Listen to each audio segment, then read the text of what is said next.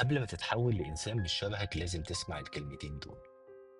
في ناس لما تقعد معاهم شوية بتقول من عندهم وانت مش على بعض، مش فاهم ايه اللي بيحصل لك، بس تحس نفسك تقيل مكتوم، تحس ان فيك حاجة اتبدلت من جواك.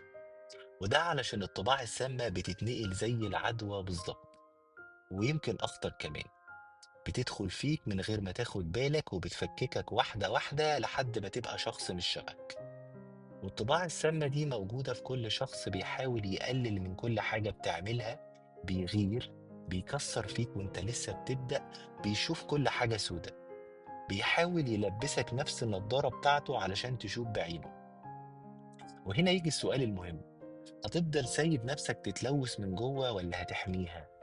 ركز معايا في الخطوات دي يمكن تساعدك في ازاي تحصن نفسك ضد السموم والطباع السامة.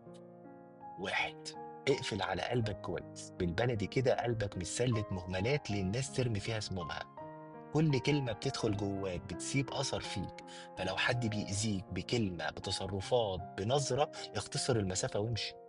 اتنين، خلي وعيك صاحي على طول، قبل ما تتنرفز أو تتغير أو تتحول لنسخة تانية، وقف بس لحظة واسأل نفسك، التصرف ده أنا ولا تقليد للي حواليا؟ تلاتة، الحدود. الحدود مش قلة ذوق، ده بقاء واحترام لنفسك ولغيرك. قول لأ لما تحس إنك بتتسحب لطاقة سلبية، ومفيش مخلوق يستاهل يتبني على حساب سلامك النفسي. أربعة، نظف دايرة الناس اللي حواليك، اوعى تبقى محاصر بناس بتسحبك لتحت. في ناس وجودهم لوحده كافي أصلا إنه يخنقك، وفي ناس تانية نفسهم دواء وراحة. خمسة، افتكر دايما انك مسؤول عن نفسك، مش المجتمع، مش الظروف، مش الناس. انت اللي بتسمح بده وانت اللي بتقول لا. ابعد عن كل حاجة بتسحبك بعيد عن نفسك. بس ثواني، لازم تفهم كويس ان في فرق كبير بين حد سام وبيعدي وحد مرهق نفسيا وبيحكي وجعه. الشخص السام ده بيشتكي دايما مش علشان يتعالج، بيشتكي علشان يعدي اللي حواليه بطاقته السوداء، بيسحبك لتحت، بيقلل منك، بيكسرك، بيشتكي وبيقفل أي باب للحلول، وبيستمتع إنه يشوفك منهار. إنما الشخص الموجوع بجد هتلاقي في كلامه صدق، ضعف، رجاء، هتلاقيه مش بيقرفك وبيصرخ أصلا علشان تلحقه.